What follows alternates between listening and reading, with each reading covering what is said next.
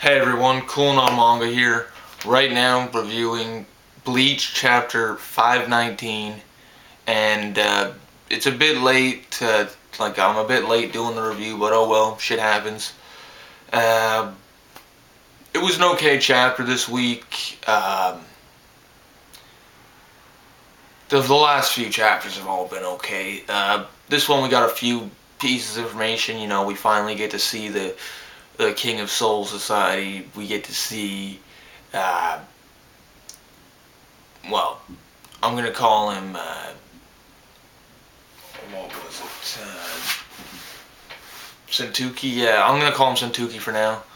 Uh, the Zero Division Sentuki, who is the guy with the Kuwabara type hairstyle. Uh, we got to see we got a real introduction to him. We got to see some of his techniques because he is a healer. We got a little explanation about the Oaken, which was kind of bullshit. I think in my opinion it was bullshit. And it was just Kubo was like, oh well, whatever. I don't care. I'm gonna make this. I'm gonna make the Oaken their bones. Whatever. All right, whatevs. Whatevs. But let's get into a little bit of a chapter review, a summary. So basically, the chapter starts. Ichigo arrives at the King's Palace, or the Ryokyu, which is the entrance to the King's Palace, and he asks how they got there. Without using without using the Oaken, the King's Key, and they state that the Oaken is it is the Zero members themselves. The King uses his power to make the Zero Squad members the Oaken. So when Aizen was trying to make the Oaken, he was simply trying to create a Zero Squad member using his own Reijutsu. Bullshit. I'm pretty sure they showed us a key. That there was a fucking image of a key. Not no goddamn fucking person. So, whatever. Kubo, whatever. Whatever. I don't care. They tell Ichigo to after they explain about how their bones are the Oaken, and they say uh, the former Science Division captain says that Aizen is the personification of evil, but the Quincy's are even more evil than that of Aizen. So I don't know how you can be more evil than evil itself, but apparently these Quincy's are fucking evil, man. They're evil. Whatever. So they tell Ichigo to get on this little saucer thing, and apparently it's gonna. Well, Ichigo thinks it's gonna bring him to the King's Palace. And they tell him to hold on and whatnot, and he's like, oh, sick, I'm going to the King's Palace, right? And he gets the shit kicked out of him, basically. He gets slapped up by 3 members of the Zero Squad. And they're just like, what, are you dumb? The King doesn't want to see you. You're wounded right now. The main thing we gotta do right now is heal Renji, Byakuya, Rukia, and fix your Zanpakuto.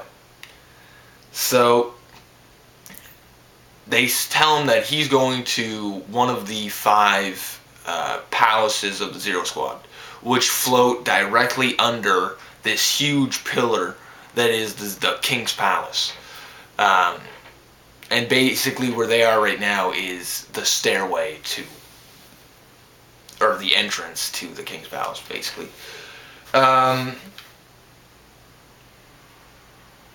Oh yeah, okay. So Ichigo ends up going to the guy with the Kuwabara hairstyle, and well, he ends up going to his palace. Ichigo finds out that the name of it is Kiriden. Yeah, Kiriden, which is like giraffe something, giraffe place or giraffe palace or something like that. And when you see Ichigo like in the next page, it's he's in a hot spring, and this seems to be like the ability of Sentuki, the guy with the Kuwabara hairstyle. He states that this hot spring is a healing hot spring, and it takes out the wounded Rietsu of a person by allowing the blood to be sucked out of the person.